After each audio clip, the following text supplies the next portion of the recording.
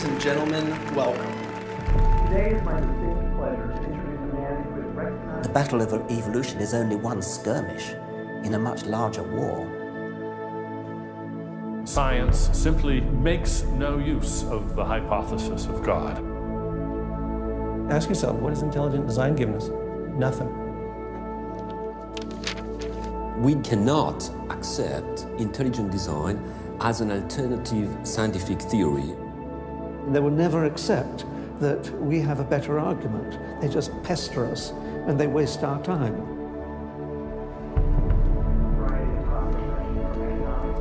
Civil rights, to how to grow your life in 10 easy steps. Today, Ben is speaking on the topic that has become increasingly important to him over recent years. While Ben has always been an ardent supporter of science, lately he has noticed an alarming trend in the scientific establishment that could have dire consequences for every American. Without further ado, please join me in giving a warm welcome for Mr. Ben Stein. Thank you. Thank you very much. Thank you very, very much. Thank you. Thank you very much, everybody. Thank you very much, gangsters. Thank you very, very much.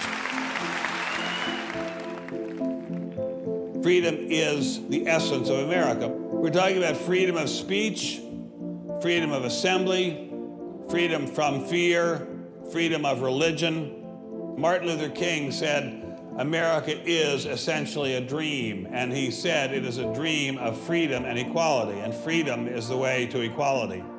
And America simply would not be America without freedom. In every turning point in our history, the decision has always been about freedom. Freedom is what makes this country great. Freedom has allowed us to create, to explore, to overcome every challenge we have faced as a nation. But imagine if these freedoms were taken away. Where would we be? What would we lose? Well, unfortunately, I no longer need to imagine. It's happening.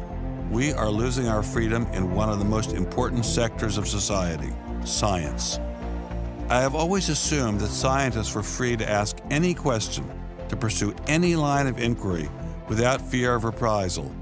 But recently, I've been alarmed to discover that this is not the case. It all began when I met evolutionary biologist Richard Sternberg in Washington, D.C. His life was nearly ruined when he strayed from the party line while serving as editor of a scientific journal affiliated with the prestigious Smithsonian Museum of Natural History. Your office was over there? That's correct. This here is the West Wing. Directly ahead of us is the West Wing of the Natural History Museum. So now you're not there anymore because you're a bad boy. No, I'm not. No, I was exiled. You're a bad boy. You questioned the powers that be. What was Dr. Sternberg's crime? He dared to publish an article by Dr. Stephen Meyer, one of the leading lights of the intelligent design movement. The paper ignited a firestorm of controversy merely because it suggested intelligent design might be able to explain how life began. As a result, Dr. Sternberg lost his office, his political and religious beliefs were investigated, and he was pressured to resign. The questioning of Darwinism was a bridge too far for many. The mentioning of intelligent design that occurs at the end of the paper was over the top. And I think the intelligent design proponents have raised a number of very important questions. And you wanted to get those questions brought up and discussed. Placed on the table. Placed on the table. People were so upset about it. They were so upset that you could see they had a physical emotional reaction. Wow. They were saying that Stephen C. Meyer is a well-known Christian, that Stephen C. Meyer is an intelligent design proponent, that Stephen C. Meyer is a Republican. It was all couched in terms of religion, politics, and sociology. The way the chair of the department put it is that I was viewed as an intellectual terrorist. Terrorist?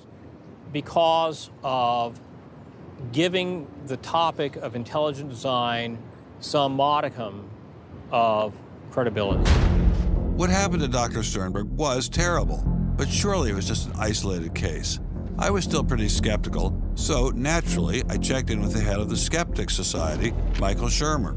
So I can't prove there is no God, or Yahweh in your case, any more than I can prove there is no Isis, Zeus, Apollo, Brahma, Ganesha, Mithras, Allah, or for that matter, the flying spaghetti monster. And think about just one thing. Why would the aliens look like this? Well, these are bipedal. Who drew that? Skepticism, it's not a position you take. It's just an approach to claims. This one is called the borderlands of science, where sense meets nonsense. Is intelligent design nonsense? Well, it's unproven. So in that sense, it's nonsense. So I would put it in the sort of shaded areas between good, solid science and total nonsense. You know, it's sort of 3/4 of the way toward the nonsense side. But you think, nevertheless, people should be allowed to speak about it and publish papers about it? They are free to write and publish and be heard in public forums and go to conferences just like everybody else does. Well, what if a person published something, say at the Smithsonian, in favor of intelligent design and then lost his job over it? And it had been peer-reviewed, and published, and then he lost his job over it anyway. What would happen? What do you think about that situation? I think that particular situation, there was something else going on. What was going on? I don't know. I mean, I don't know, because I don't know, but I think there had to be something. People don't get fired over something like that. You roll up your sleeves, you get to work, you do the research, you get your grants, you get your data, you publish, and you work your butt off, and that's how you get your theories taught. Well, but wait a minute. What if you try and roll up your sleeves and go to work and work your butt off, and they say, well, we're going to fire you if you even mention the word intelligent design? I don't think that's happening. Where is that happening? George Mason University. Throughout its 50-year history, our mission has remained clear: to prepare a diverse population of students to think and to grow in a climate of unbridled academic freedom. After Dr. Caroline Crocker simply mentioned intelligent design in her cell biology class at George Mason University, her promising academic career came to an abrupt end.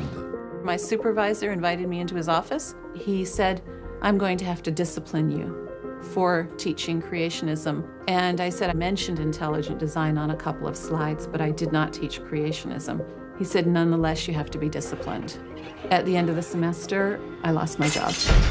Not only did this well-loved professor lose her job at George Mason, she suddenly found herself blacklisted, unable to find a job anywhere. So whenever I interviewed for a job, I would be offered it, usually on the spot.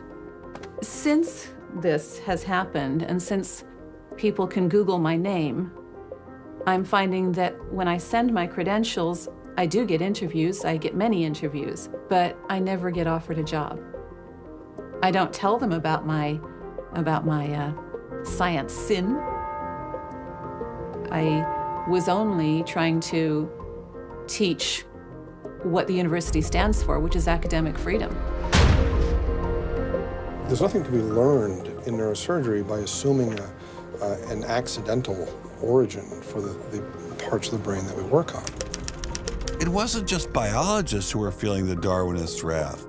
When neurosurgeon Michael Egnor wrote an essay to high school students saying doctors didn't need to study evolution in order to practice medicine, the Darwinists were quick to try and exterminate this new threat. A lot of people on a lot of blogs called me unprintable names that were printed. There are a lot of very, very nasty comments. Other people suggested that people call the university I work at and suggested perhaps it's time for me to retire. I realized when I kind of went public with my doubts about the adequacy of Darwin's theory that I would encounter criticism. What has amazed me is the viciousness and the sort of baseness of it. I'm an old guy. I have tenure. I'm academically safe. But the young people and what is happening to them in America right now because of this scientism gulag is really terrible. Apparently, Professor Marks was not as safe as he thought. A few months after this interview, Baylor University shut down his research website and forced him to return grant money once they discovered a link between his work and intelligent design. In order to attract grants, you have to market yourself. So you put up sites and call yourself labs and groups and things like that in order to get visibility. And in my entire experience in academia, I never went to any superior and asked them any permission to put up any of these labs. So the fact that this was singled out, let alone shut down, is jaw-dropping. It's astonishing. I have never been treated like this in my about 30 years in academia. Shut up, you freak! I say shut up! It's a madhouse! If you peel back the onion, I think that there is no doubt that the center of this is my work in what some would call intelligent design. People really get emotional about this. Whenever you say intelligent design in a room of academics, them's fighting words. Creationists. Astronomer Guillermo Gonzalez found himself in a fierce shootout with Iowa State University following the publication of his book, arguing that the universe is intelligently designed. Despite a stellar research record that has led to the discovery of several planets, his application for tenure was denied, putting his career in jeopardy. I worried about my tenure a little bit in 2005 when the petition was being circulated because I viewed that as a strategy of Hector Avalos and his associates to try to poison the atmosphere on campus against me because he knew I wasn't tenured yet and I was very vulnerable. I have little doubt that I would have tenure now if I hadn't done any professional work on intelligent design. Dr. Gonzalez had this advice for scientists who might be thinking about following his example. If they value their careers, they should keep quiet about their intelligent design views. We know there are times and places to be quiet, and other times and places when we can make noise if we want to. Will you show us? Of course. Boys and girls, how would you like to show some of the ways we know of being quiet? It's the kind of thing where you just learn to keep your mouth shut.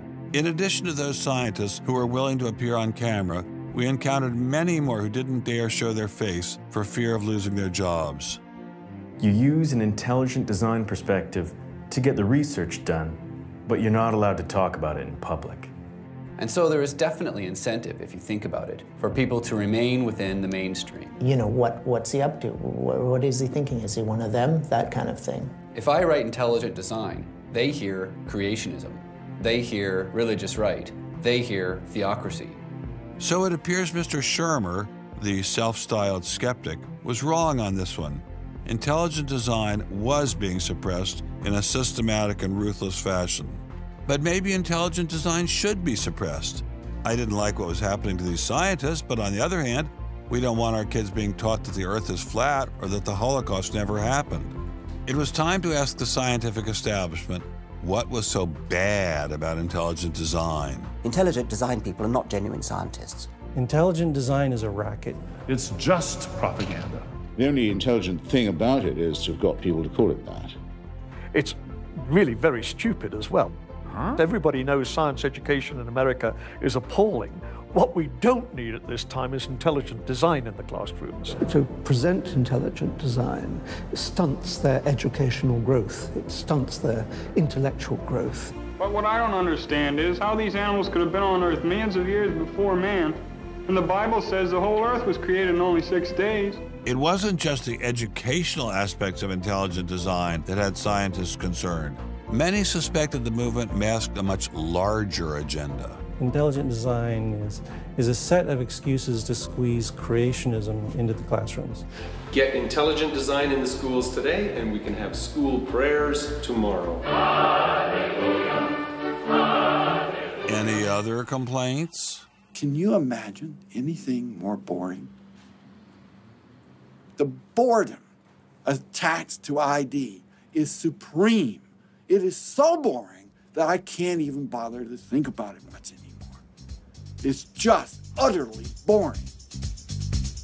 Love is in the air, everywhere I look around. Love is in the air, every sight and every sound.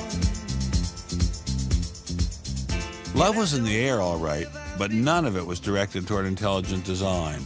There seemed to be a lot to hate about ID, and nearly all of that hatred was focused on one place: The people from the Discovery Institute, the people who are doing the intelligent design, they're all varnish and no product. The Discovery Institute is a propaganda mill. It's an institution designed to suck in money from religious investors and turn it into a sanitized, somewhat secular version of the creation story to get it into the schools. If they have a way of understanding nature that's superior to the one that we all are making lots of discoveries using, great. Bring it on. We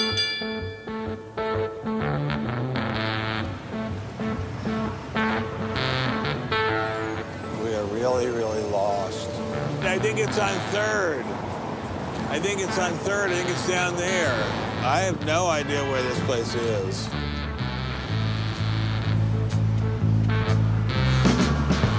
I guess I just keep walking. Do you have any idea where the Discovery Institute is? Have you ever heard of that? Never heard of it. Okay, thank you. How are you, sir? Good, yourself? Good. Do you have any idea where the Discovery Institute is? Discovery Institute, not a clue. Discovery Institute. Thank you. It's very kind of you to offer. Welcome to Seattle. Thank you, sir. It's got to be this whole building. Yes, where is the Discovery Institute, please? Discovery Institute on the 8th floor, suite 808. Okay, very good. Aha! Success at last. Aha! We found you. Are you Bruce Chapman? I am. How are you? I'm Ben Stein. Very kind of you to have me here. Well, I'm delighted to meet you. Can I look around and see your office? Absolutely. Do you just have this floor, or do you have several other floors as well? No, this is it. This is it? We've made an awful lot of trouble for being in such a small office. I thought it was going to be like the Pentagon. We're like the little boy that said the emperor has no clothes. And he didn't have a big organization either. When you go around and raise funds, your people are not saying to you, by the way, we're going to get all these scientists out of the classroom and put Christ back in the classroom.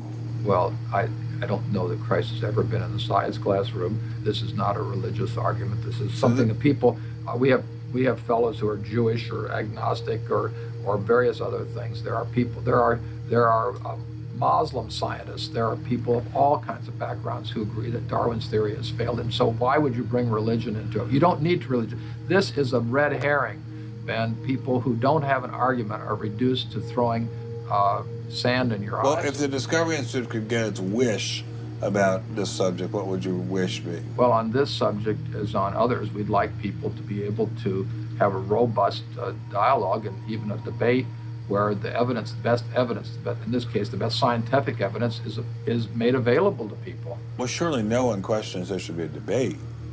Oh, yes, they do. They do? They say the debate has been settled.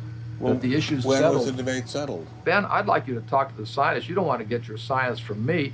Mr. Chapman claimed ID had nothing to do with religion. So why was my first stop Biola University, formerly known as the Bible Institute of Los Angeles?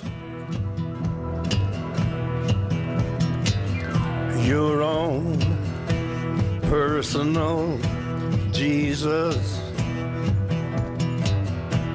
Someone to hear your prayers, someone who cares. Footnote in the history of science, Your inference that own Stonehenge was caused by intelligence. personal These inferences are Jesus. remarkably stable in terms of all the knowledge. Someone to hear your prayers, someone who's there.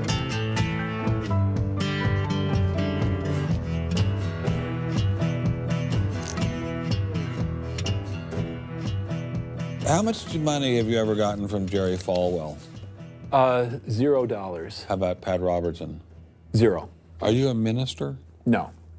Are you a priest? No. Pastor? No. Youth pastor? Oh, I did teach Sunday school once. Has this all been resolved? I mean, aren't we all Darwinists now? Except for a few cranks like you? Well, it's a funny thing that questions that aren't properly answered don't go away. This question is loaded with all kinds of political baggage, but one-on-one at a scientific meeting after the third or fourth beer, My experience has been that many evolutionary biologists will say, yeah, this theory's got a lot of problems. So you're meaning to tell me that there really is a debate among scientists about whether or not evolution occurred? Well, evolution is a kind of funny word. It depends on how one defines it. If it means simply change over time, even the most rock-ribbed fundamentalist knows that the history of the Earth has changed, that there's been change over time. If you define evolution precisely, though, to mean the common descent of all life on Earth from a single ancestor via undirected mutation and natural selection, that's textbook definition of neo-Darwinism, biologists of the first rank have real questions. But the modern theory of intelligent design is just microwaved creationism. I don't think that's the case. Creationism, properly understood, begins with the Bible and says, how can I fit the Bible into the data of science? Intelligent design doesn't do that. Intelligent design is the study of patterns in nature that are best explained as a result of intelligence. So intelligent designers believe that God is the designer? Not necessarily. Intelligent design is a minimal commitment scientifically to the possibility of detecting intelligent causation. Dr. Nelson didn't sound like a crazy person, but I still suspected ID was nothing but reheated creationism. My next stop didn't seem like it was going to alleviate those fears. I didn't crawl out of the ocean, I didn't come from no monkey. Science tends to forget evolution's just a theory. They present it in the textbooks and on animal TV. Like it's back, but tell me, were you there 12 million BC? Evolution is from an intelligent design perspective, is perfectly acceptable if the sense is that how did the design get implemented? The issue is there real design there, and are these material mechanisms like natural selection, are these adequate to account for everything we see in biology? And our argument is no, it's not. But Darwin produced all this evidence from his travels and his studies at the Galapagos that evolution explained things. If you look at the history of science, people often have a good idea and then they decide just to run with it. And they say, we're going to apply this everywhere. And so Darwin takes his idea of natural selection and says, I'm going to explain all of life with it. I mean, physics used to be Newtonian physics. Newton was physics. And then we got to look to Einstein, general relativity. It's not, Newton isn't enough. Well, I think likewise what we're finding with Darwin is that he had some valid insights, but it's not the whole picture. Okay, Darwinism may not be the complete picture, but what made these guys think they had the missing pieces? I put this question to Dr. Stephen Meyer, author of the paper that originally got Dr. Sternberg in so much trouble. It's hard to believe that this little town is the headquarters of giant Microsoft, which enabled Mr. Gates to become fantastically rich. Maybe that's what Steve Meyer's doing here. Maybe this is somehow going to make him fantastically rich. We'll pin him down like a butterfly on a butterfly board. Butterfly on a killing board. Coffee shop straight ahead. Newton is buried in the geniuses corner at Westminster Abbey, right? That's correct, yeah. Darwin is also buried in Westminster Abbey. Right, and so is Darwin. Right near each other, right? And you're here in Redmond in a little building without a sign. Right? And you're obviously an incredibly smart guy, but how dare you challenge someone who's buried in the geniuses corner next to Newton at Westminster Abbey? Well, it may seem a little cheeky, but it's what scientists are supposed to do. When I was in Cambridge, one of my supervisors often advised us to beware the sound of one hand clapping, which was a way of saying if there's an argument on one side, there's bound to be an argument on the other. And what I found in studying the structure of the argument in The Origin of Species is that for every evidence-based argument for one of Darwin's two key propositions, there is an evidence-based counter-argument. Well, but is it a debate? I mean, there's just you and a couple of other guys in a dinky little office downtown, say on one side, and there's the faculties of all the great universities of the world on the other side. Speaking with a great uniform and authoritative voice. Right. Yeah. Well, in any case, the debate really isn't going to be settled by numbers. It's going to be settled by the evidence and the arguments. While I was still in Bill Gates country, Dr. Meyer recommended I check in with molecular biologist Jonathan Wells. What kind of names do they call you? Creationist. What do you say back to them when they say you're a creationist? Well, I usually don't get the opportunity. What's at stake for you personally here? First of all, I love science. I think the way Darwinism corrupts the evidence, distorts the evidence, is bad for science. Well, the other scientists would tell you to just shut up if you love science, okay? Because you're sort of being a bomb thrower into science. I am upsetting the apple cart, and I think it deserves to be upset in this case. Why? Because the evidence is being distorted to prop up a theory that I think doesn't fit it. Was Darwinism really that bad? Perhaps a change of scenery would give me a fresh perspective. Quand je t'ai vu au coin de la rue, tout est vide, j'ai cru que tous les deux, sous le ciel bleu, nous serions très heureux.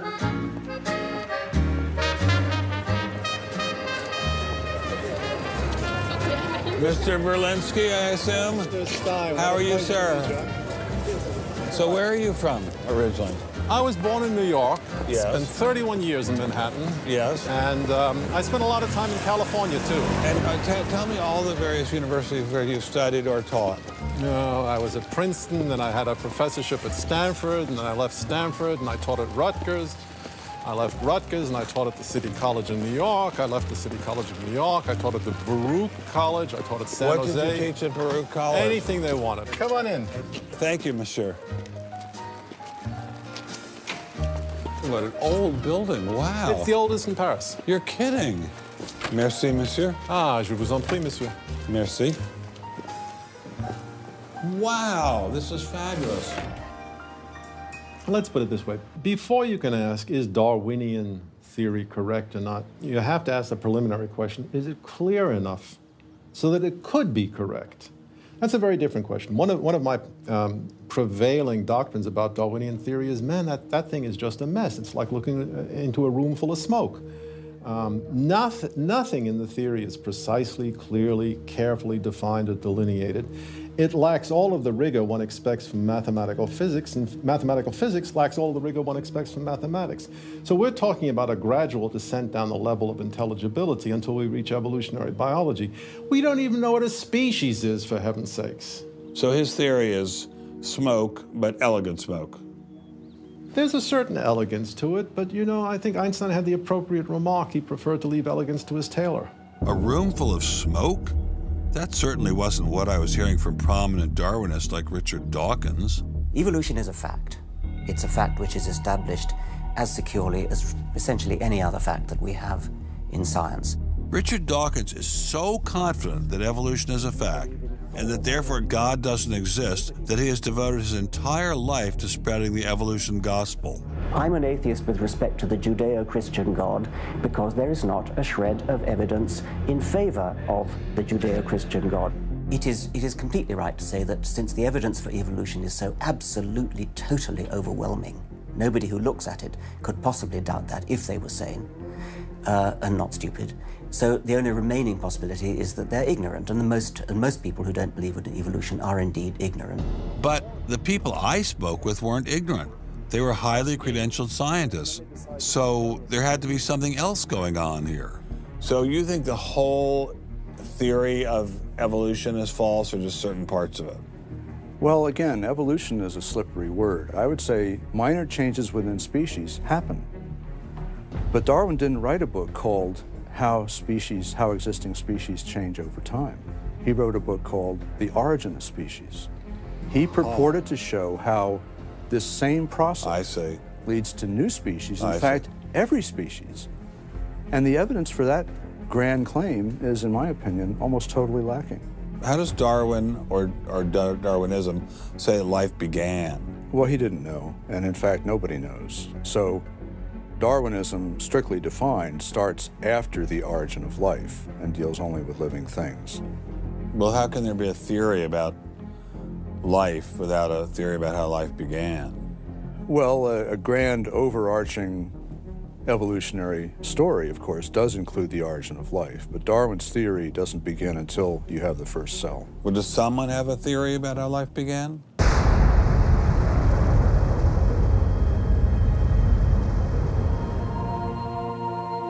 This is the story of a small planet in space called Earth. For a typical Darwinian explanation of how life originated, Dr. Wells directed me toward this documentary. The chemical elements essential for life, hydrogen, oxygen, carbon, and nitrogen, were now in place. What was needed was a way of combining them. Perhaps the energy came from lightning. Whatever it was. Excuse me? Whatever it was, energy managed to arrange these chemical ingredients in just the right way. Whatever it was? I was hoping for something a little more scientific. The most popular idea has been that life emerged spontaneously from primordial soup. In 1953, Stanley Miller mixed water, methane, ammonia, and hydrogen to simulate the early Earth's atmosphere. Then he ran electricity through it in an attempt to jumpstart life. It's alive! It's alive! It didn't work. While the initial results seemed promising, 50 years later, most serious scientists have abandoned this approach in favor of alternate theories. Prominent Darwinist Michael Roos attempted to explain one of them to me. He wasn't kidding. How did we get from an inorganic world to the world of the cell? Well, one popular theory is that it might have started off on the backs of crystals. My crystal ball. Molecules piggybacked on the back of crystals forming, and that this led to more and more complex. But of course, the nice thing about crystals is every now and then you get mistakes, mutations, and that this opens the way for natural selection. But at one point there was not a living thing, and then there was a living thing. How did that happen? Well, this is I've just told you. And I don't see any reason why you shouldn't go from very simple to more and more complex to more and more complex. I don't either, but I don't know how you get from mud to a living cell. That's my question. Yes, well, I've told you. I think it was on the back of crystals. On the backs of crystals. On the backs of crystals is at least one hypothesis, yes. So that's your theory, and you think that is more likely and less far-fetched than intelligent design? I think it is.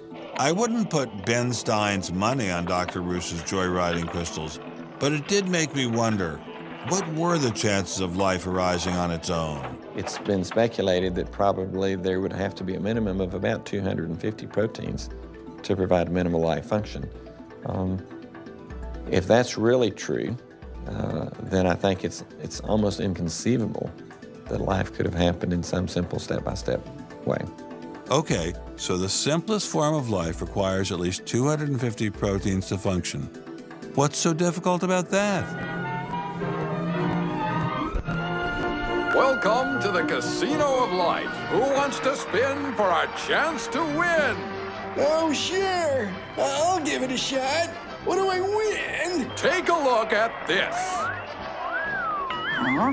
How about the world's first single-cell organism? This perfectly aligned string of proteins could be yours. Now, take a spin.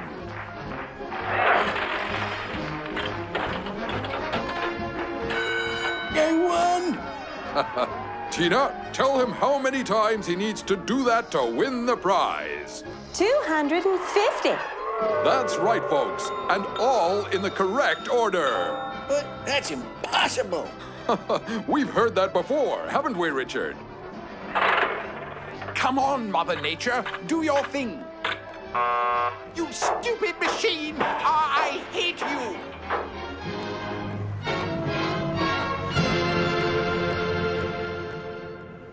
We're talking about something that's staggeringly improbable, roughly 1 in a trillion.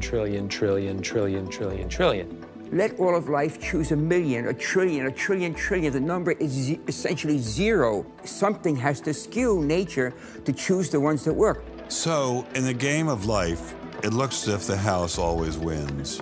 Luckily, some serious scientific minds have figured out a way to beat the odds. Directed panspermia.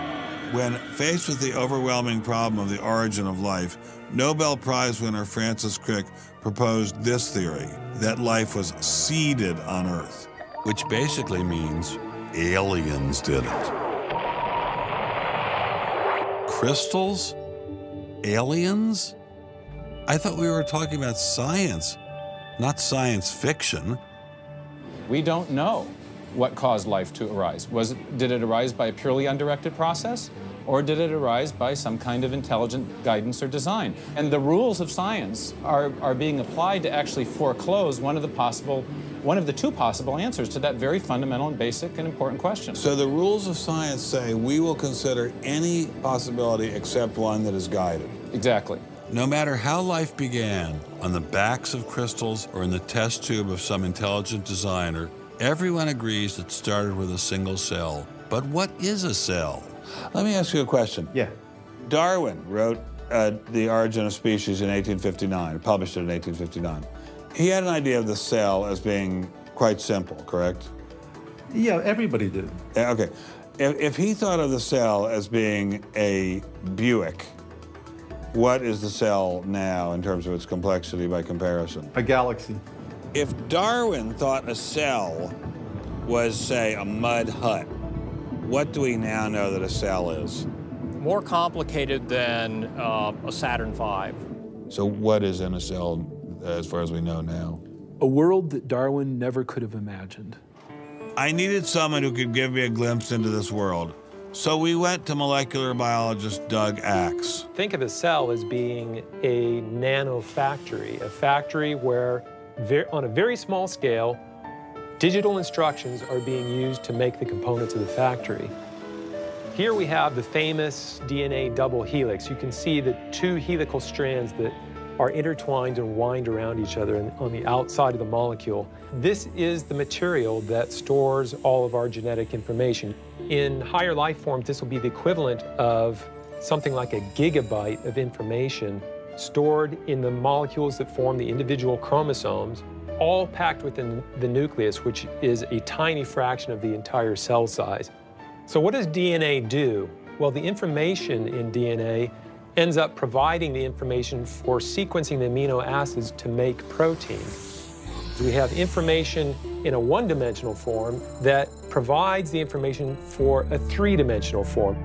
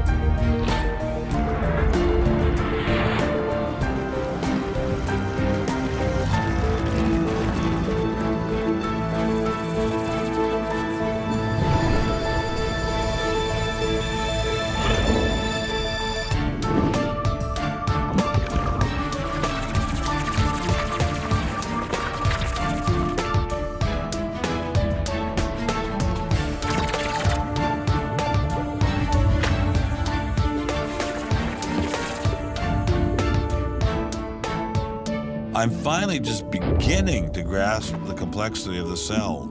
Are there systems within the cell that go well beyond Darwinian evolution? Some type of cellular technology that drives adaptation, replication, quality control, and repair? What if these new mechanisms have massive design implications? Well, I say, so be it. The cell really is like nothing we've ever seen in the physical world. That's got to be firmly grasped. That's not something we can just say, oh, well, it's just a little bit more of the same old, same old. It's not the same old, same old. We are finding is that there's information that's in the cell that cannot be accounted for in terms of these undirected material causes. So these, it has to be. And so there's some other, so it has to be an information source. So one of the key questions faced by modern biology is, where do you get information from? Well, Darwin assumed that the increase in information comes from natural selection. But natural selection reduces genetic information, and we know this from all the genetic population studies that we have. And where does the new genetic information going to come from? Well, that's the big question.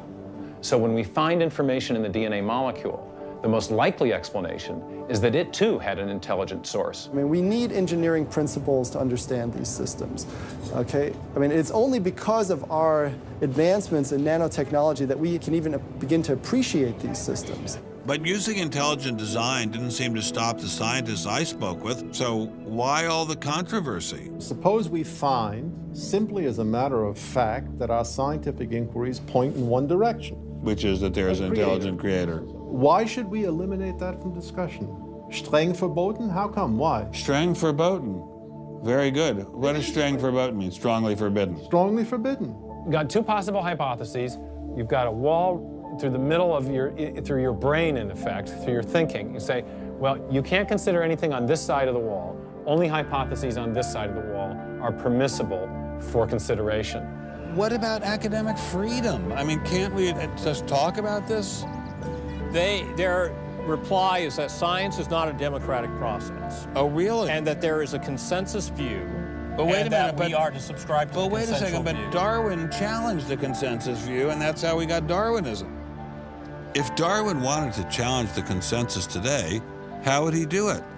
Science isn't a hobby for rich aristocrats anymore. It's a multi-billion-dollar industry. And if you want a piece of the pie, you've got to be a good comrade. Scientific ideas. How we get them to you, the people.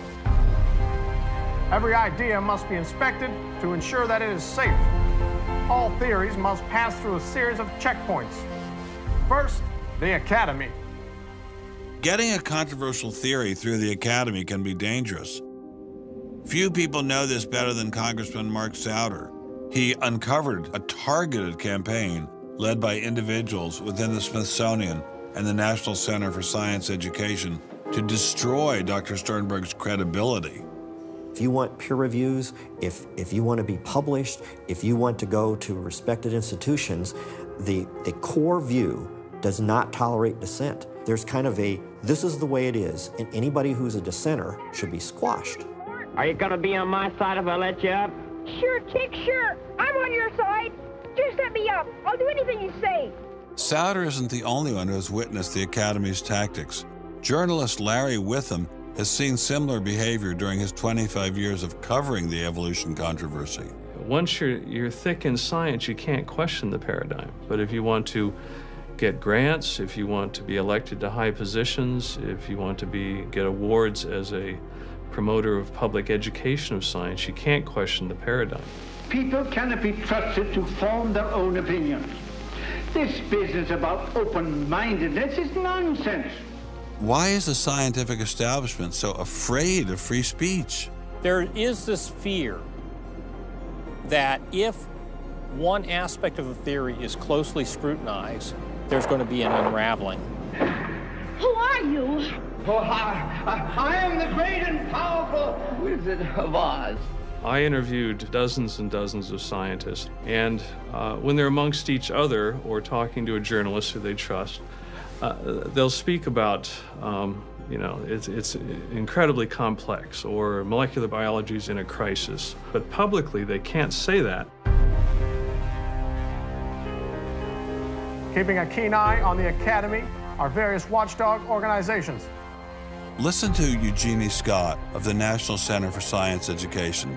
The NCSE has been at the heart of virtually every evolution controversy over the past 25 years, vigorously defending the Darwinian gospel. We have had a lot of business, unfortunately, at NCSE in the last few years, because virtually every state in which science education standards has come up for consideration has had a big fight about the coverage of evolution in them.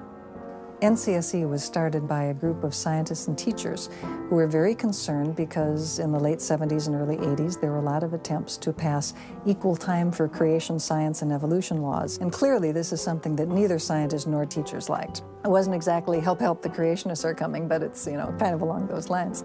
Most scientists just throw up their hands and say, creationists, they drive me crazy, you handle it. And we've worked a lot with science education organizations. The most important group we work with is members of the faith community, because the best kept secret in this controversy is that Catholics and mainstream Protestants are okay on evolution. Are you sure about that, Eugenie? Liberal Christians have been fighting with conservative Christians for so long that they'll side with anybody against the fundamentalists. And Eugenie Scott says, well, welcome over. There's a kind of science defense lobby, or an evolution defense lobby in particular. They are mostly atheists, but they are desperately wanting to be friendly to mainstream, sensible religious people. And the way you do that is to tell them that there's no incompatibility between science and religion. But is there really an incompatibility? Can't we believe in God and Darwin? Implicit in most evolutionary theory is that either there's no God or God can't have any role in it. So naturally, as many evolutionists will say, it's the strongest engine for atheism. If they called me as a witness, and a lawyer said, Dr. Dawkins, has your belief in evolution, has your study of evolution turned you towards atheism? I would have to say yes.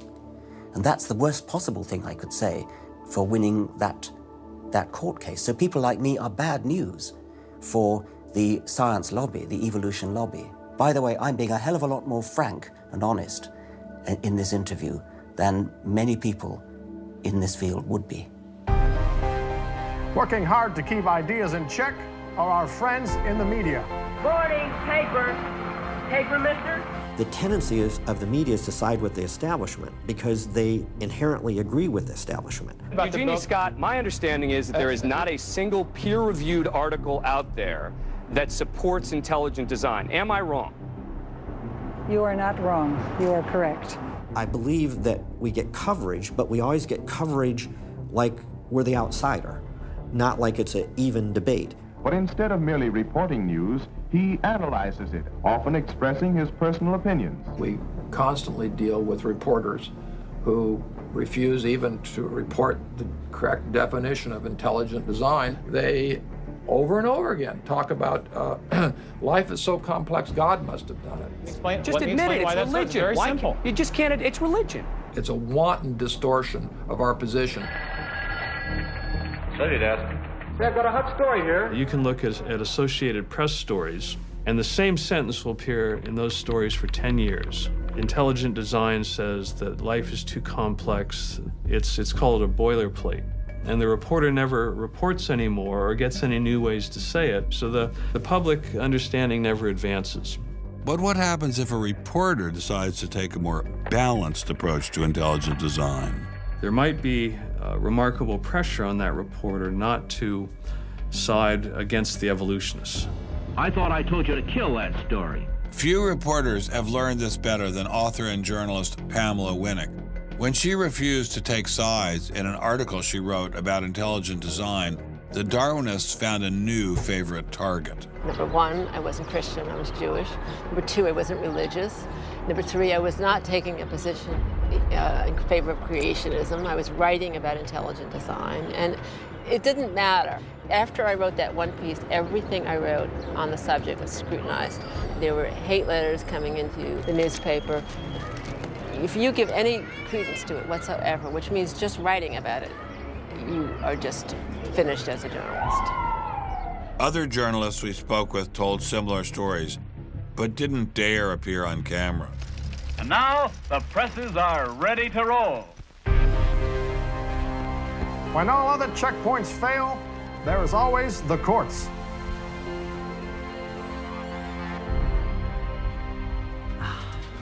We have spent an enormous amount of time trying to prove to the court what everybody already knows, that intelligent design is a particular religious belief. But I thought scientific questions were settled by the evidence, not by taking people to court and suing them. How do other countries deal with such disputes? Dr. Marcy Giertuk, a population geneticist who now represents Poland in the European Parliament, was able to shed some light on this topic. The censorship of teaching criticism of evolution is and always was much stronger in, say, in your country, in the United States, than it ever was in Poland. Why? Why would the censorship? That is because you have a political correctness in your country. These issues are brought to court And the court says what you can and what you cannot teach. We want to know what you teach, what books you use, how you teach it. We never had that sort of way of deciding scientific issues in Poland. We never had the courts involved. So you are saying that as far as the teaching of science is concerned, Poland is freer academically than the United States? I think in this particular issue of evolution, I think this is true. But how effective are the courts in deciding such matters? What about the general idea that intelligent design is doomed as a result of several recent legal setbacks? I think court cases don't decide anything. I mean, if you look at the Scopes trial, who won that trial? It wasn't the evolutionists. I mean, it was the Tennessee law was upheld, barring evolution. And yet, in the popular imagination, Scopes is the hero. Inherit the Wind, that movie, which is really bogus history based on the Scopes trial, has carried the day. These issues go much deeper than any decision by a judge. The evolution debate does seem to run much deeper than the courts, much deeper even than science. To generate this level of hostility, ID must threaten something at the very core of the Darwinian establishment. The entire globe is today the site of a momentous conflict. It is the challenge of ideas.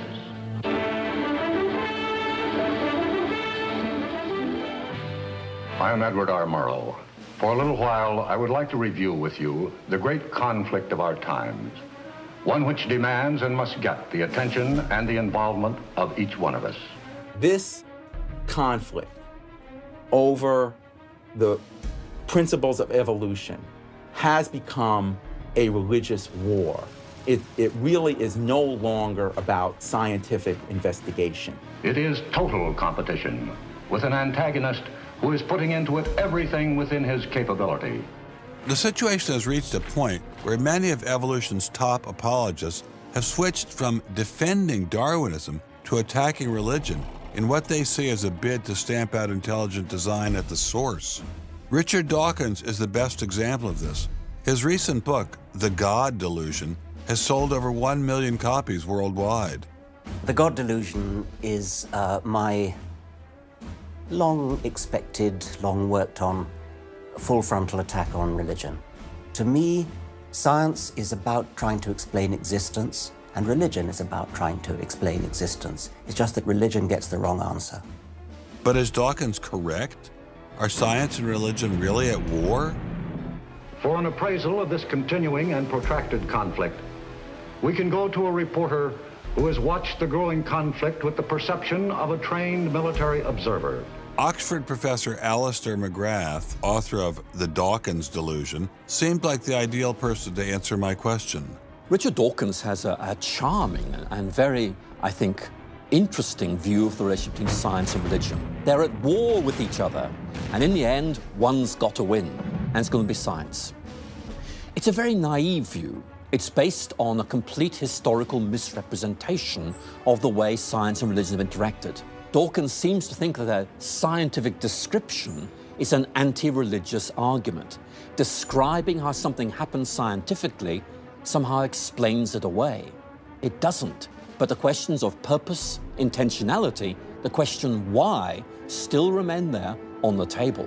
And I think it was just a catastrophic mistake to have someone like Dawkins address himself to profound issues of theology, the existence of God, the nature of life. He hasn't committed himself to disciplined study in any relevant area of inquiry. He's a crummy philosopher. He doesn't have the rudimentary skills to meticulously assess his own arguments. Genius guy, though.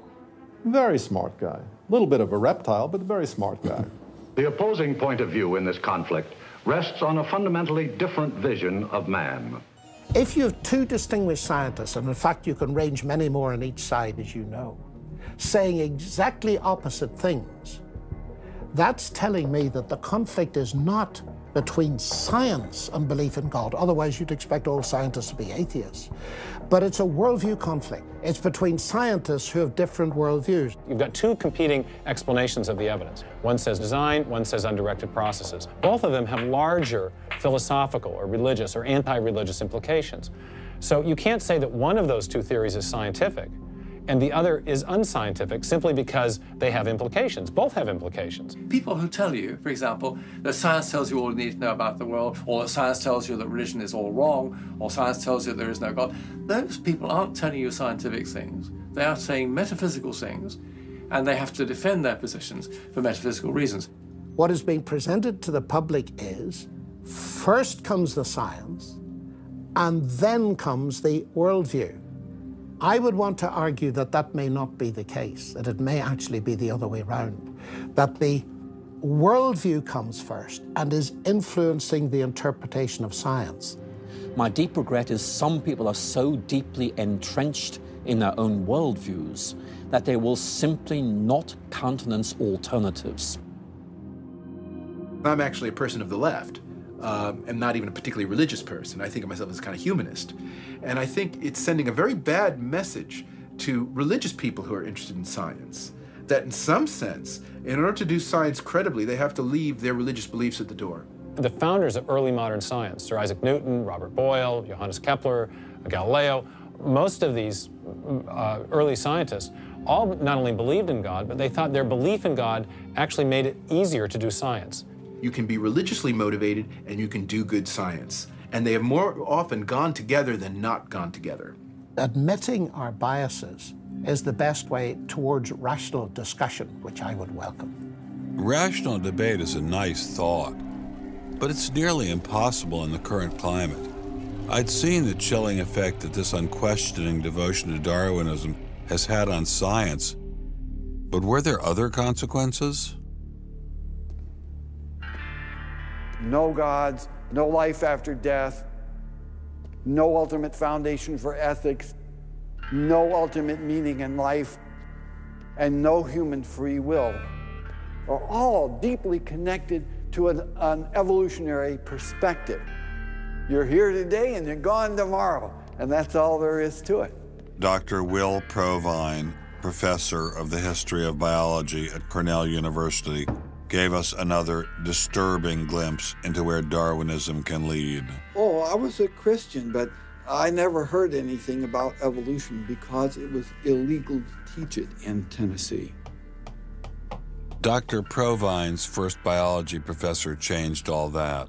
He started talking about evolution as if it had no design in it whatsoever. And I came up to him and I said, "You've left out the most important part." And he said, "If you feel the same way at the end of one quarter, I want you to stand up in front of the students in this class and tell them this deep lack in evolution." And I read that book so carefully, and I could find no sign of there being any design whatsoever in evolution. And I immediately began to doubt the existence of a deity. But it starts by giving up an active deity, then it gives up the hope that there's any life after death. When you give those two up, the rest of it follows fairly easily. You give up the hope that there's an imminent morality. And finally, there's no human free will. If you believe in evolution, you can't hope for there being any free will. There's no hope whatsoever of there being any deep meaning in human life. We live, we die, and we're gone. We're absolutely gone when we die. Dr. Provine is no stranger to the prospect of death. Nearly a decade ago, he was diagnosed with a large brain tumor. Let's suppose my tumor comes back, as it almost certainly will. Well, I'm not going to sit around like my older brother did last year, and he was dying of ALS, Lou Gehrig's disease. He wanted desperately to die, but we couldn't help him die. I don't want to die like that. I'm going to shoot myself in the head long before then. I'm going to do something different. I hope these are empty words for my friend, Dr. Provine, because shortly after this interview was recorded, he learned his brain tumor had returned.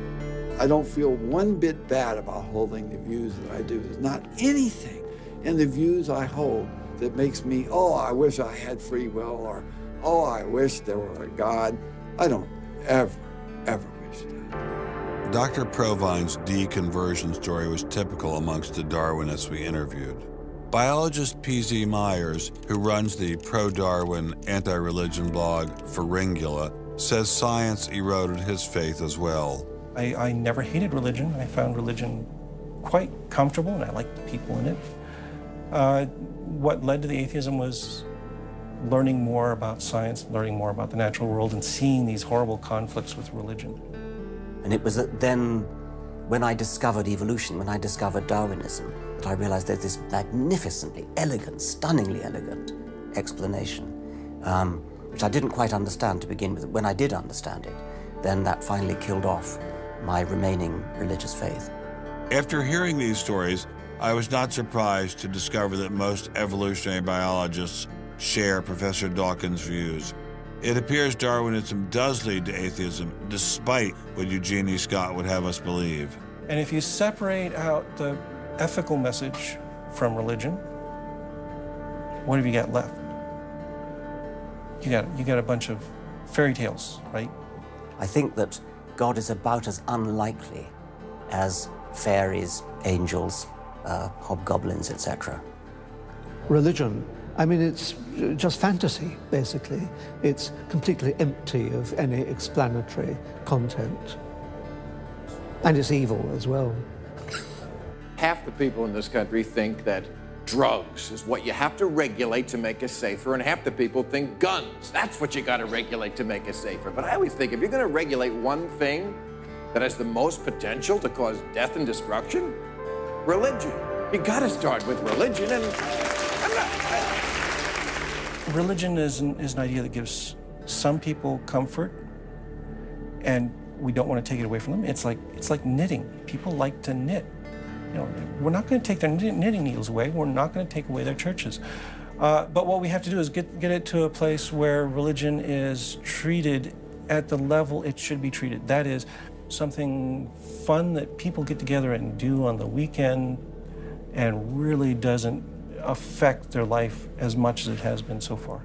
So, what would the world look like if Dr. Myers got his wish? Greater science literacy, which is going to lead to the erosion of religion. And then we'll get this nice positive feedback mechanism going, where as religion slowly fades away, we get more and more science to replace it.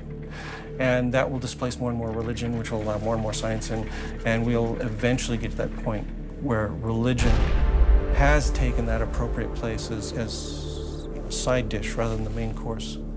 But will eradicating religion really lead to a modern utopia? Let me try to imagine that, and let's let history be our guide.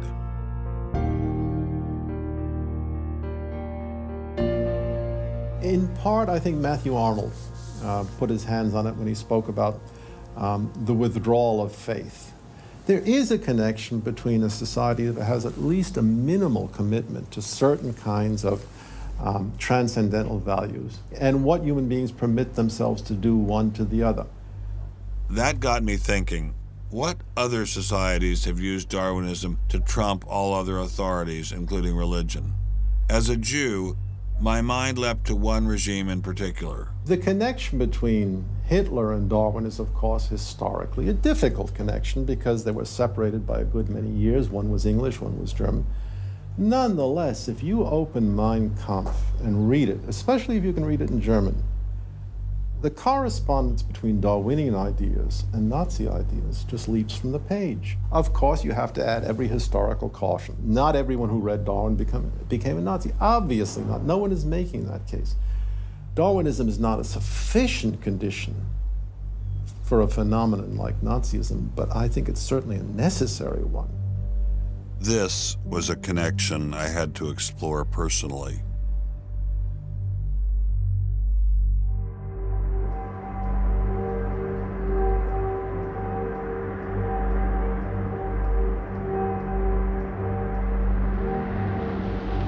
American officers arrive at a Nazi institution seized by First Army troops. Under the guise of an insane asylum, this has been the headquarters for the systematic murder.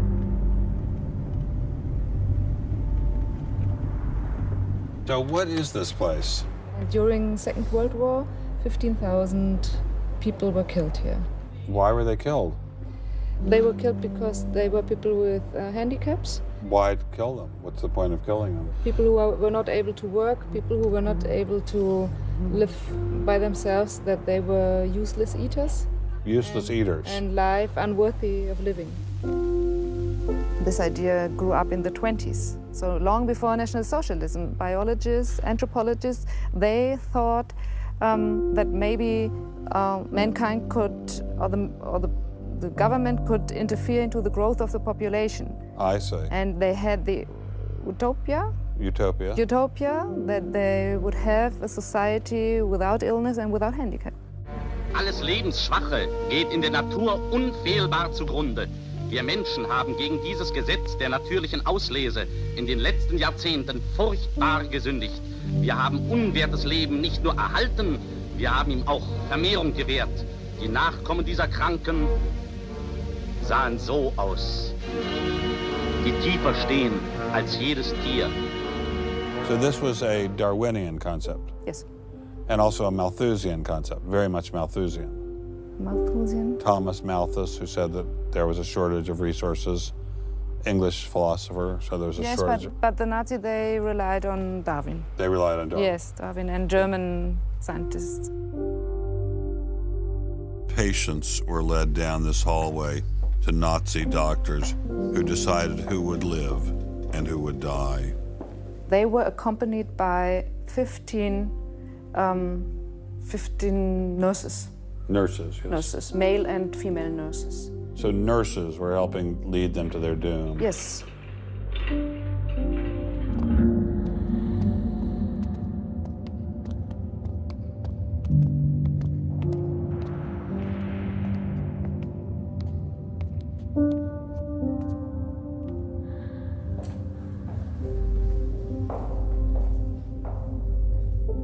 So were the prisoners told they were taking a shower? Yes, they were taking a shower, and here was 1 or 2 showers.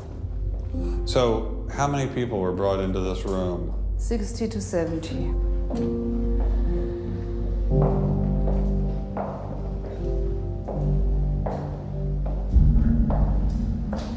So what is this? This is the dissection table. Do you ever think to yourself, the sane ones were the ones lying here having their brains removed? The insane one was Dr. Gorgas and all the other people No, did? no, I don't think that, because I think those people who killed here, they were very sane, because they had their purposes. They had purposes? Yes. I don't think they were insane.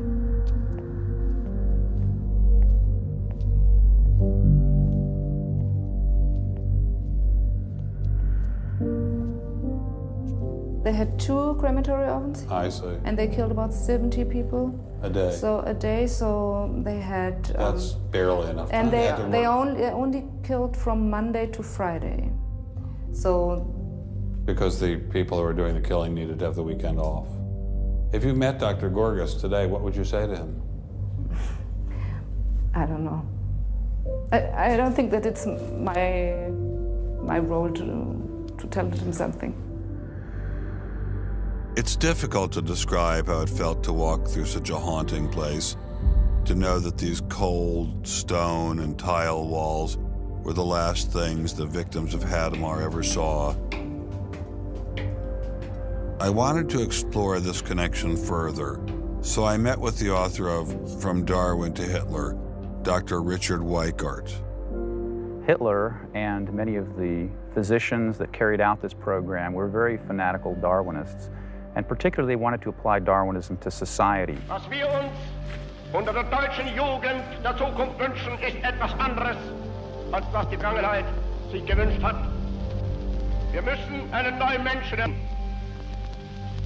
auf das unser Volk nicht an den typischen Degenerationserscheinungen dieser neuen Zeit zugrunde geht. Many of these people in the 19-teens, 1920s who were putting forward some of these ideas about racism were considered the leading scientists. These were Darwinists who were taken seriously by fellow academics. It's not to say that all academics believed it. These leading academics, were there any of them who were Americans? There were plenty of Americans who were saying similar kinds of things. Not only were Americans saying such things, they were pioneers in this fledgling science known as eugenics. They thought they could help evolution along by sterilizing the so-called feeble-minded and prohibiting them from getting married. Physicians who are aware of the history of 20th century American medicine harbor some bad feelings towards Darwinists because of eugenics. And eugenics, which was an attempt to breed human beings, it was the darkest chapter of American medicine ever. There were 50,000 people involuntarily sterilized because they were deemed unfit to breed, basically. Eugenics isn't just history. The spirit of the movement lives on today. Margaret Sanger was the head of Planned Parenthood. She was very fanatical in her promotion of eugenics. In fact, Planned Parenthood was all about birth control for the impoverished and lower classes to try to help improve the species.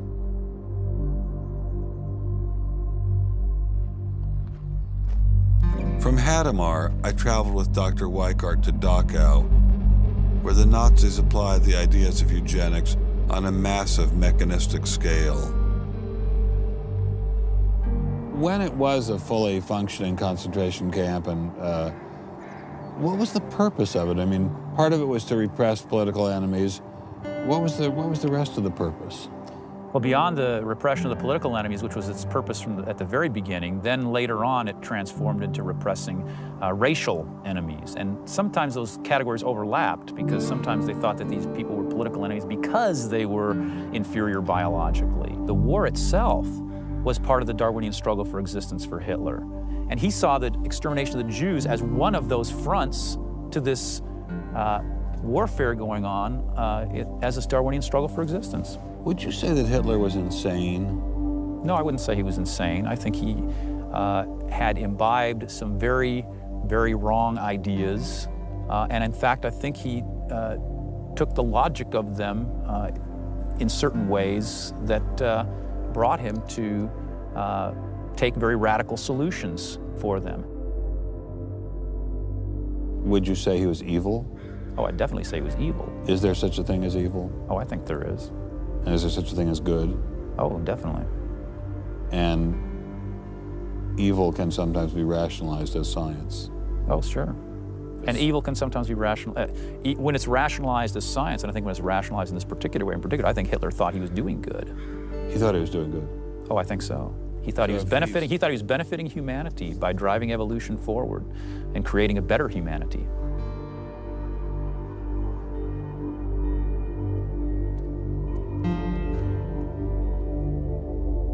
Before leaving Dachau, I stopped by the memorial commemorating the thousands of Jews who were killed there in excruciating conditions. I know that Darwinism does not automatically equate to Nazism. But if Darwinism inspired and justified such horrific events in the past, could it be used to rationalize similar initiatives today? There's a good German expression, so fängt es immer ein. I mean, it always begins in the same way. Something to remember in the context of United States discussions of euthanasia and abortion. It always begins in the same way. There seems to be an excellent argument for getting rid of useless people by killing them. Or at least it seems excellent to the people advancing the argument. It's a love affair with death and, you know, the euthanasia and this movement going on, which I find appalling. And the idea is that, you know, immediately rid our society of anybody who might be a drain and think of people in economic terms. And I think that's where some of the Darwin fits in, actually. It's just a devaluing of human life. First of all, if you take seriously that evolution has to do with, you know, the transition of life forms and that life and death are just natural processes, then one gets to be liberal about abortion and euthanasia. All of those kinds of ideas seem to me follow very naturally from a Darwinian perspective, a deprivileging of human beings, basically. And I think that people who want to endorse Darwinism have to sort of take this kind of viewpoint very seriously. And when we see an elite, and it is an elite that controls essentially all the research money in science, saying there is no such thing as moral truth, science will not be related to religion.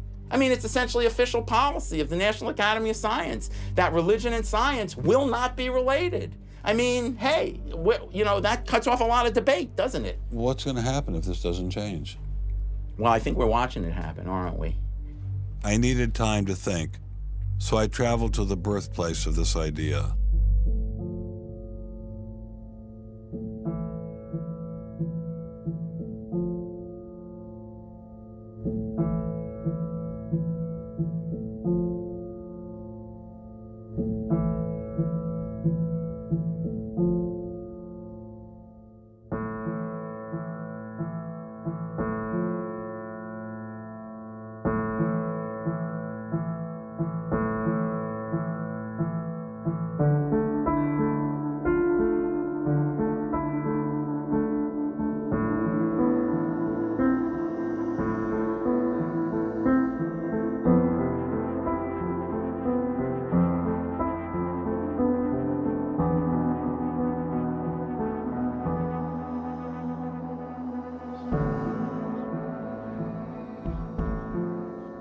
With savages, the weak in body or mind are soon eliminated.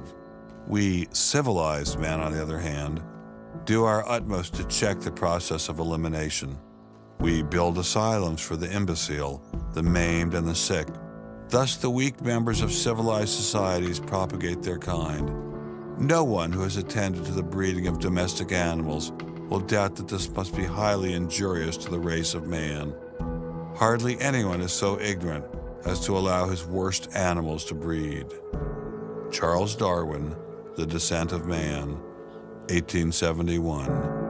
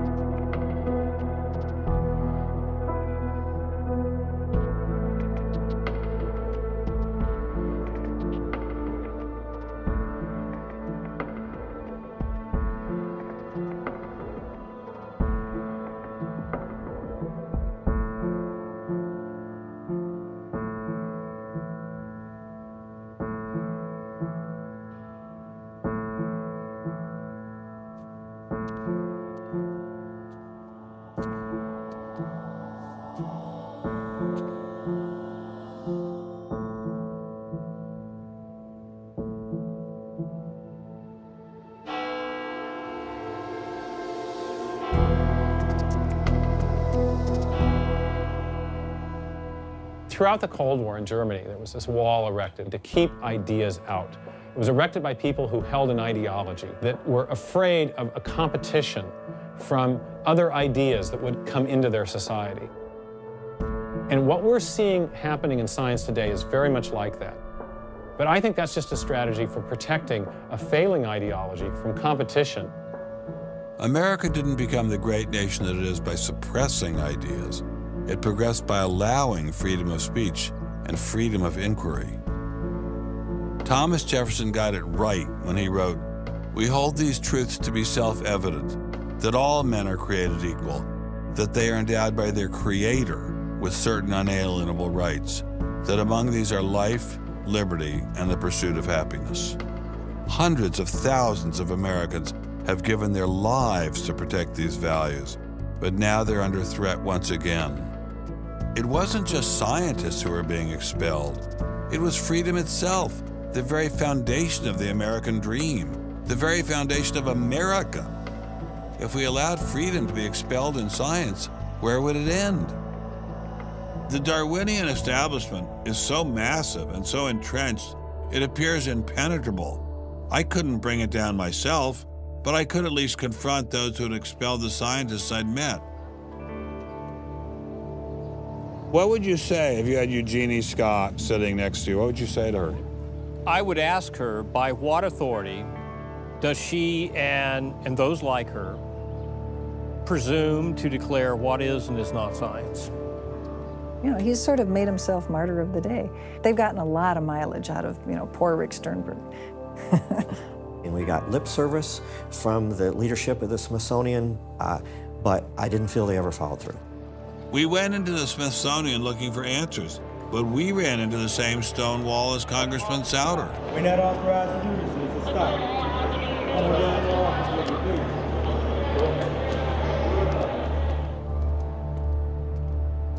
He said, nonetheless, you have to be disciplined, and I lost my job.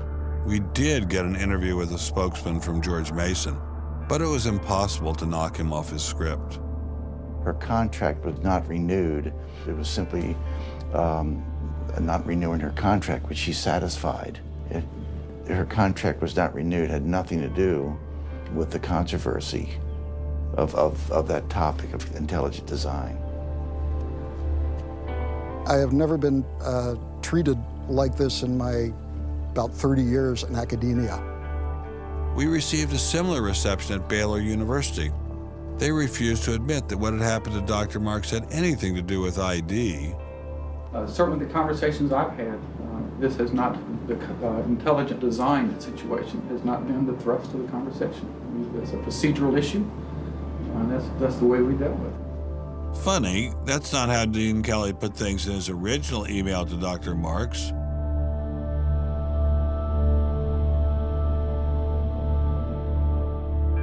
I'm not mixing my religion with my science. The questions that I ask in my intelligent design research are perfectly legitimate scientific questions. At least the top guns at Iowa State were willing to own up to their actions. What we wanted to stop is the use of the name of ISU to validate intelligent design elsewhere, and we did succeed. I really think a lot of Guillermo. He's a great guy. So, I mean, that's why I'm kind of disappointed, all right, that he should have just left this alone. So, in my opinion, should have just left it alone.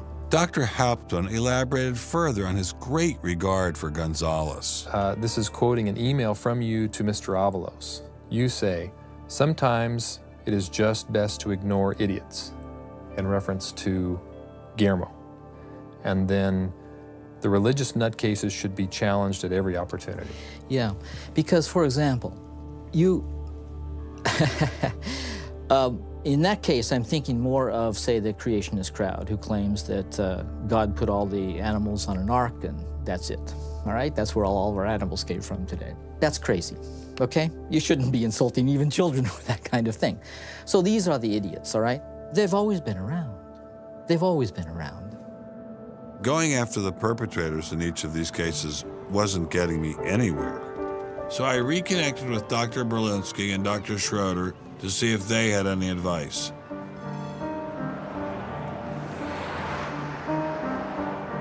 There's a boundary to what science will accept right now. I think the parallel is exactly this wall coming down. Ask any Berliner on from the east side what it meant to have the wall come down. If it is possible to make a break in the wall that will allow academia to ask these fundamental questions that exist and allow them in the science classrooms as well. It'd be nice to see the scientific establishment lose some of its prestige and power. It'd be nice to see other questions being opened up. Above all, it'd be nice to have a real spirit of self-criticism penetrating the sciences. What can I do to bring down the wall? Is there anything I can do? Make it apparent to the world that a wall exists. There are vast numbers of persons who talk about academic freedom. And there is academic freedom as long as you're on the correct side of the wall. But if you're on the wrong side of the wall, as we mentioned a few moments ago, you lose tenure, and that's a given.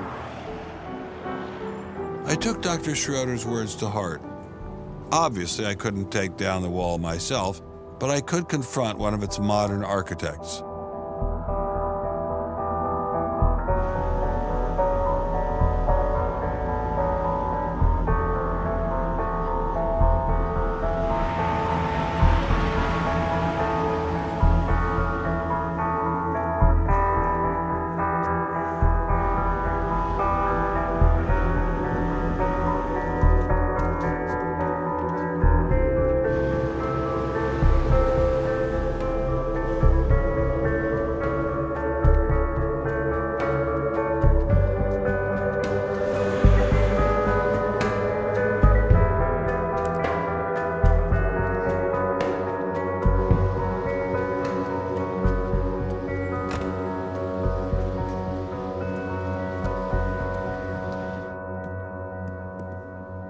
Hello, Professor Dawkins. How are you? I'm Ben Stein. I'm so sorry to keep you waiting. How are you? Fine, thank you. You have written that God is a psychotic delinquent invented by mad, deluded people. No, I didn't say quite that. I said something rather better than that. Oh, well, please tell us what you said. Please tell us what you said. Well, I would have to read it from the book. No, please. The God of the Old Testament is arguably the most unpleasant character in all fiction. Jealous and proud of it, a petty, unjust, unforgiving control freak, a vindictive, bloodthirsty ethnic cleanser, a misogynistic, homophobic, racist, infanticidal, genocidal, filicidal, pestilential, megalomaniacal, sadomasochistic, capriciously malevolent bully. So that's what you think of God? Yeah.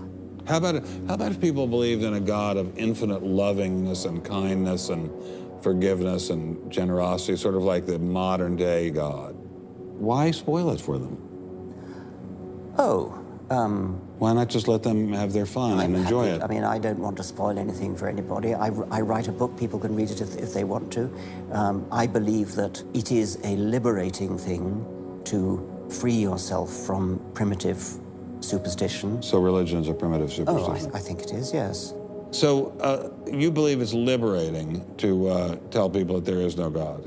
I think a lot of people, when they give up God, feel a great sense of release and freedom. Why do you think that? I mean, what's your dad? What's your scientist? What's your data? I think, well, I've had a lot of letters saying that, and I've... There are 8 billion people in the world, Dr. Dawkins. How many letters have you had? No, I haven't done that. That's quite true. Professor Dawkins seemed so convinced that God doesn't exist that I wondered if he would be willing to put a number on it. Well, it's hard to put a figure on it, but I mean, I put it as something like, 99% against or something. Well, how do you know it's 99% against, say, and not 97%? No, I did. You asked me to put a figure on it, and I'm not comfortable putting a figure on it. I think I just think it's very unlikely. What?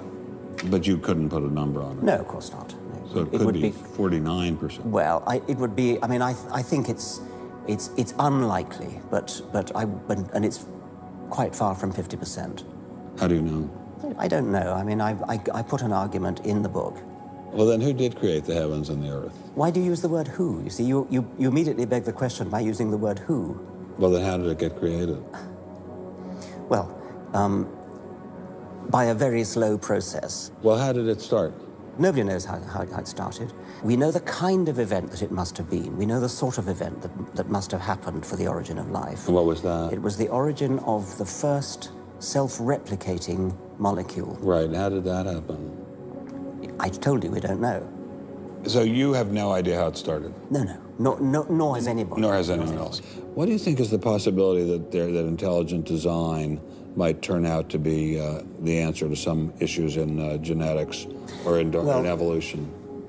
It could come about in the following way. It could be that at some earlier time, somewhere in the universe, a civilization evolved by probably some kind of Darwinian means to a very, very high level of technology and designed a form of life that they seeded onto, perhaps this planet.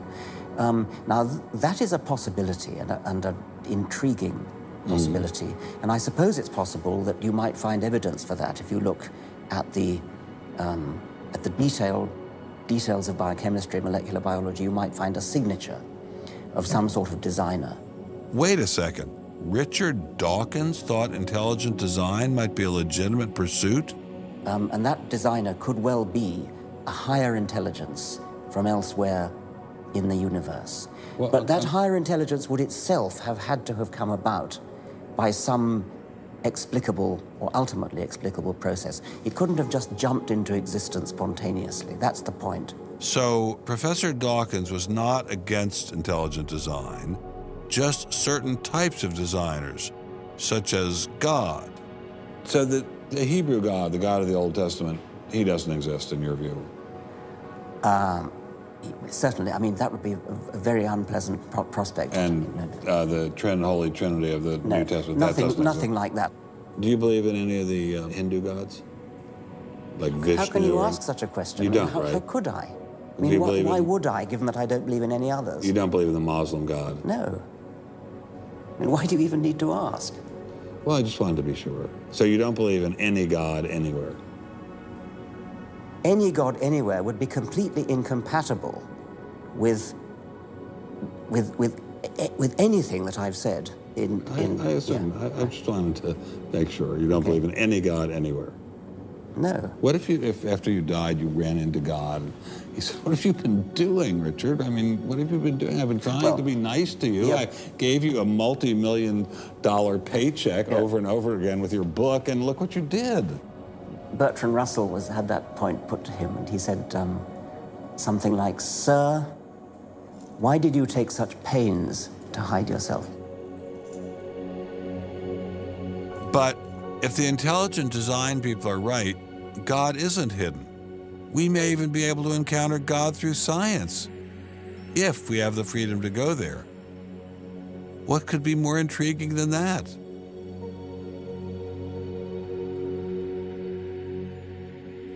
We take freedom for granted here in the United States.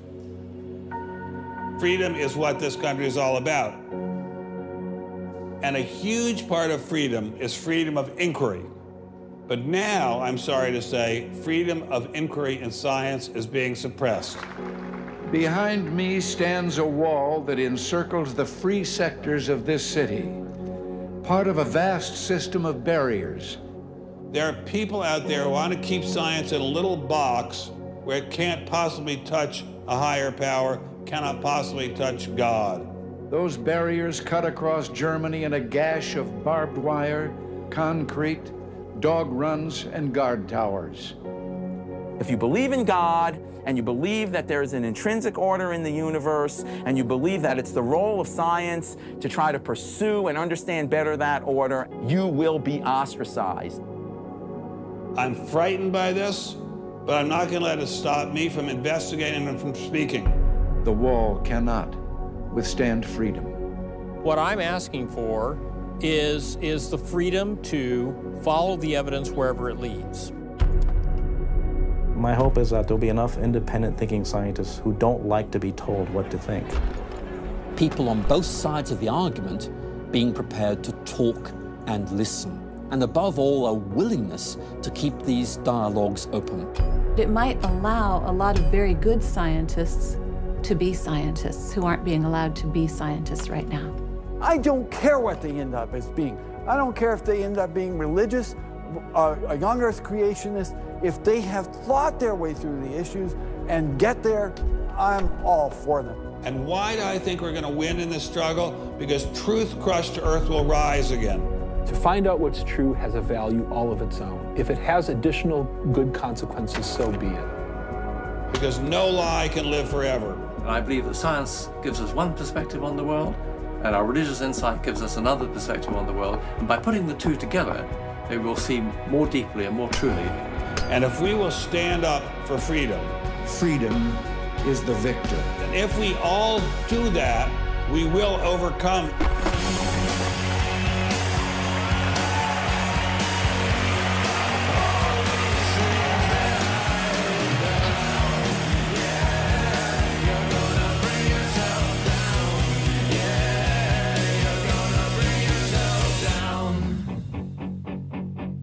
I've taken a first step by speaking out on this issue.